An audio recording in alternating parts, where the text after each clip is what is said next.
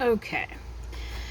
I have talked to you many times, or okay, not many times. Perhaps it's more along the lines of a few, anywhere between 3 and 5 times, that I need to have some sort of little bench or seat for the dressing table. And I've been working on that. Now, this one is my first attempt. I've looked at some different dressing tables and looked at some period accurate pieces to see what I like. And what I've come up with is I want some curves. Yeah, you can see some of those curves. I don't know that I'm going to be using this one. But I also wanted to, if you can see this back leg here, I wanted to try this. And this is about an 80. This is a really super slight. I'm trying to think of, I want to say this was, I'm not good with angles or anything like that. This is not a very big, it's like, it's not very big. Yeah. Anyway, this isn't an incredible angle here, but it's working. This, like I said, this is my first attempt. The reason this tape is here, because when I did the first one, I put the little arm rests on the wrong side. I drew them on incorrectly. So this is, I'm calling this is the, it's a 3-part table, or not table, 3-part chair, in which this is the bottom, and these two pieces fold in, and this tab folds down. Then, let me see, I think I have some here that I'm not using because I mistakenly drew them incorrectly. This would be the, you can see how I put these on incorrectly.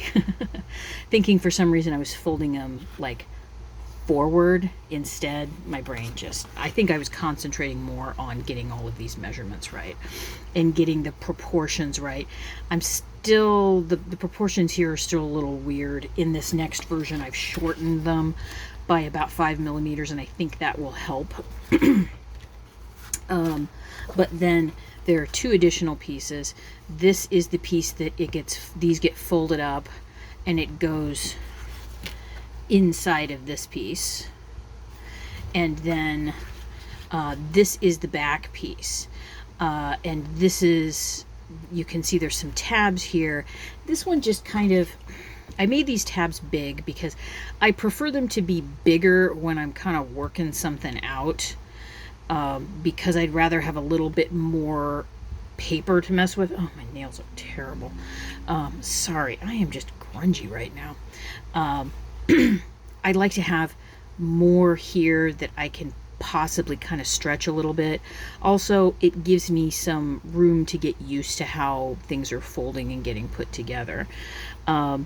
So these actually folded up really nice. And when I was gluing these back parts on, there was a chunk of this, like 4 millimeters that popped out, and I just used scissors to cut it off. You can kind of see right here where those tabs are. Now, I kind of goofed bits of this up in that this one is incorrect. This, like I said, this was the one that I drew first. The parts on this that are incorrect are where the folds need to go, because I took this idea of what I'm calling a 3-part chair from, I still think one of the most amazing and underrated artists, or unknown artists outside of Denmark. This is Hans Christian Madsen. This is the doll furniture of paper. This is silk covered or silk upholstered. And I know that says Citra something or other. I don't know. I could translate it all. But his designs are absolutely spectacular. And I've learned so much in how to create the paper pieces that I've been working on, the ones that are from scratch, like this one, from his construction methods. I mean, this whole set is amazing. And you can see here, there's that first piece I was talking about, where these fold in. I've even copied this little tiny bit here, which I like quite a bit. And you have to, the secret with these chairs is you have to put them together in the correct sequence. And if you don't, because I always, and when I say always, when I've put these chairs together in the past, I will fold this and then immediately fold this piece and glue it in. And that is not the way to go. You basically need to do the back and this front piece together, and then the third piece is this piece that goes in. And I kind of goofed some of that up on this one because I'm just being a dummy. And the reason you do that is because these tabs need to be glued into the correct position, and it's just easier to get at.